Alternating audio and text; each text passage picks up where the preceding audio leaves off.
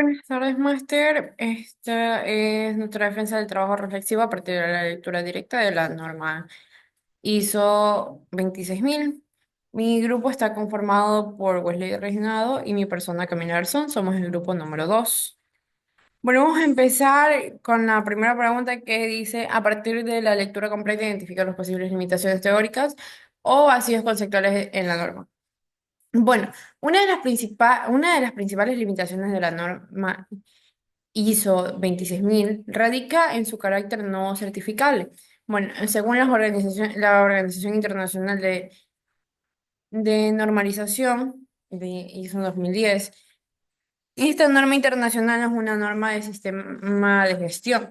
No tiene como propósito ni es apropiada para fines de certificación o uso regulatorio o contractual, ya que desde una perspectiva jurídica, esta afirmación la ubica dentro del denominado soft law, es decir, instrumentos internacionales sin fuerza vinculante. Esto genera un vacío práctico, ya que su cumplimiento no depende exclusivamente de la voluntad organizacional. Asimismo, la norma establece que no tiene como propósito reemplazar, alterar o cambiar de ninguna forma las obligaciones del Estado.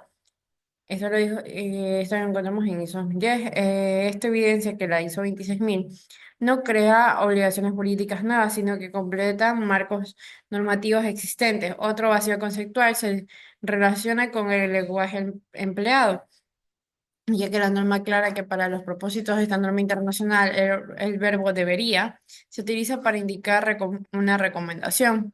El uso de recomendaciones en lugar de mandatos genera una amplitud preventiva y puede dar lugar a aplicaciones superficiales o estratégicas. Desde el enfoque de negocios internacionales, esto puede permitir que las empresas adopten la norma con fines reputacionales sin transformaciones estructurales reales. Vamos a pasar a la pregunta que dice analice si la ISO 26000 puede considerarse un instrumento de regulación moral global. ¿Qué aplicaciones tiene esto para la soberanía empresarial y estatal? Bueno, la ISO 26000 establece principios universales como la rendición de cuentas, la transparencia y el respeto a los derechos humanos, según la ISO de 2010. El comportamiento ético implica actuar con honestidad, equidad e integridad. Además, la norma reconoce expresamente que esta alineada, perdón, con instrumentos internacionales de los derechos humanos. Esto demuestra que no es una guía técnica, sino que también es un marco teórico global. Sin embargo, la norma también aclara que esta norma internacional no es un instrumento legal. Esto implica que su capacidad regulatoria es moral y reputacional, no coercitiva, dice aquí, no coercitiva. Complementariamente, según la Organización de las Naciones Unidas, las empresas deben respetar los derechos humanos, lo que significa que debe evitar infringir los derechos humanos de terceros y hacer frente a consecuencias negativas sobre los derechos humanos en las que tengan alguna participación. Eso refuerza la idea de una regulación moral que trasciende fronteras estatales, aunque no constituye la soberanía jurídica. Bueno, ¿en qué enfoques la norma articula la responsabilidad social con los derechos humanos? Evalúe la profundidad de este vínculo.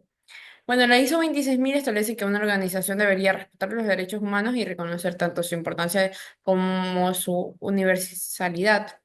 Asimismo, señala que las organizaciones deben ejercer debida diligencia para identificar y prevenir impactos negativos. Esto demuestra una interacción conceptual sólida entre la RCE y los derechos humanos. No obstante, aunque menciona la debida diligencia, la norma no establece mecanismos obligatorios para la reparación.